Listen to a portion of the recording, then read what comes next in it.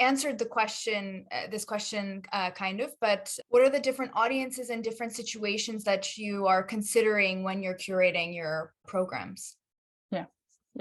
Yeah, indeed. I think I partially responded to it in the sense that it's thinking of accessibility as multi-pronged. It's not just having access program. It's not just having multi-sensory strategy. It's really thinking of a whole experience that the person are going to have, from the time of, looking for the program online, or I think there are still print materials despite the pandemic, but how are they going to get access to knowing about the program, and then how are they going to get there? And so we work with our digital department to make sure that the website is accessible, and that goes in making a program successful, right? Because one of the things is that it can be difficult for someone to navigate a new space, to get to a new space. Thinking of New York City, there are a lot of subway stations that are accessible, but not all of them.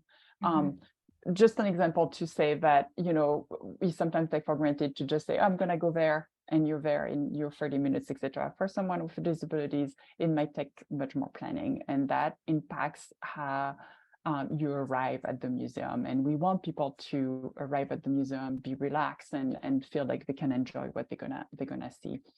Similarly, the Met is a big place, so thinking when we create program, we think of their experience at the museum, and what that might entail is thinking of wayfinding, right? Something that's really in our minds, and what are ways we can help people navigate the museum more easily. In terms of programs, and you ask, I think, also, like, what are audiences that we serve? So really, we want to serve everyone, and also, the programs are tailored for people with disabilities through different strategies, but it is using sensory engagement. We also offer access accommodations. So it can be for someone who might have a chronic illness and may not use a wheelchair, but sometimes does get tired and need to sit regularly. Unfortunately, although it's something that we're working on, museums don't have that many benches sometimes. So we offer a stool, for example, for someone to have it and sit whenever they want, or they can also borrow a wheelchair. So it's just those access accommodation also can be in the form of assisted listening devices. So, some people might be hard of hearing because of disabilities, because hearing also decreases with age oftentimes. So we have those devices where the guide will speak in a mic and people will have headphones. So that helps make the experience a little better.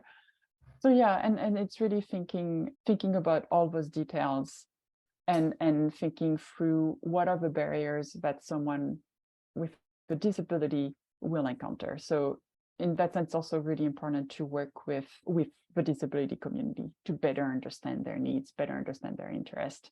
And so that's why I mentioned earlier also that we have partnership, because it's a way to work directly with the community. Did I answer the question? I feel like, yeah. Yes, okay. yes, you did. Do you think that normally, or in general, that many museums serve different audiences well, or do you think they could improve on this a bit? Yeah, so that's a good question, and to be fair, I think there is a lot of good work done, and in many museums.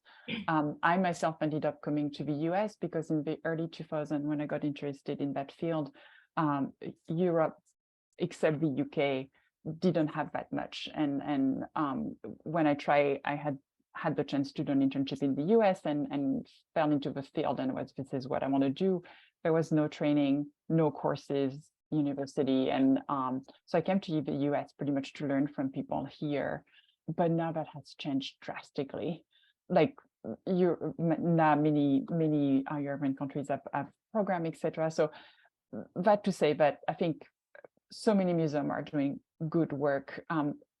I would say that some of the things that are missing is still for museums to think of accessibility from the get-go. oftentimes what we see happen is that someone is going to come up with the idea of an exhibition, and will be, 2 months from the exhibition opening. And I'm giving an example. It's not necessarily a real life example, but all of a sudden they'll say, oh, are the labels legible to people who are blind? Is it the print? It becomes an afterthought instead of being used as an opportunity for creativity and for thinking like, how can we make actually an exhibition space, a program, fully inclusive of the wide variety of bodies and minds that exist in this world. Because oftentimes, and is when we serve people with disabilities, we also end up actually making it accessible to other people who maybe who don't have a disability. I'm thinking even kids. Oftentimes the artworks are so high up, or you can't reach for something, and so, or we were talking with some people also. It's just making a stair-free environment, how it serves also so many people, because of people also we age, but also we don't all have the same type of body, and we don't have the same stamina. There are people who carry things. I often give the example of like, imagine in an airport, if you had stairs to go everywhere. People would be exhausted pulling their suitcases everywhere. And no, it's accessible.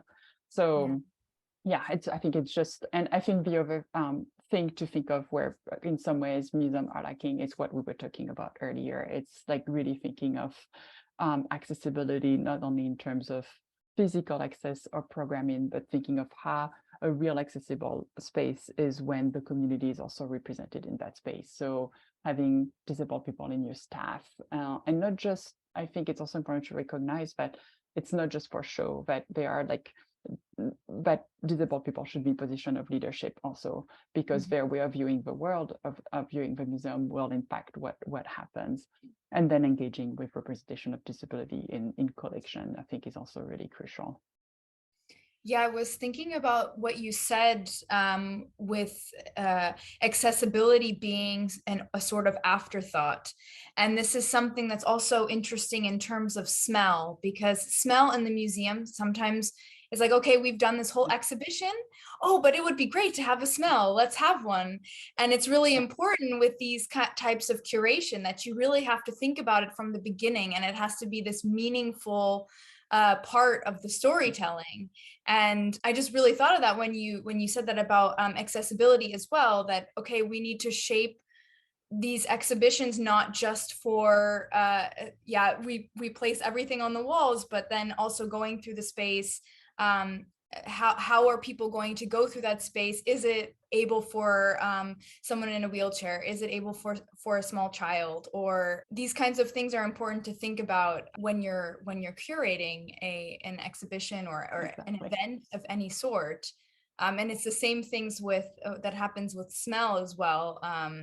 And I was thinking about that also with museums. Oftentimes there are limited resources. So that's another thing that you're adding when you have smell. You have this added medium, you could say. Mm-hmm. So that's also like at the Met, you're able to provide your visitors with wheelchairs or these special devices to help them go through the space. But maybe a smaller museum might not be able to provide these resources.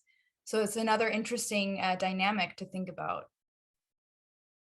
Yeah, I mean, resources are crucial, and resources, and I think also something that it makes me think of is that in terms of assent, right, or even accessibility, is making sure that I think there is more collaboration across a museum. I think we have so many professions that can be represented in a museum. You'll have, I mean, especially I should talk of, the Met. We have like curators who are designing the content of the exhibitions. We have exhibition designer, and we have educators. And I think it depends also who hold what knowledge. But I think if there was more collaboration on even between creators and educators in thinking of the exhibitions, and also thinking together about the programming, right? How that could actually enrich the type of interpretation, but also the exhibition maybe itself, right? Thinking, because ultimately those exhibitions are designed for audiences. And so it's how can we make those more inclusive? But yeah, it's a good point. I think percent it's very true. It becomes an afterthought.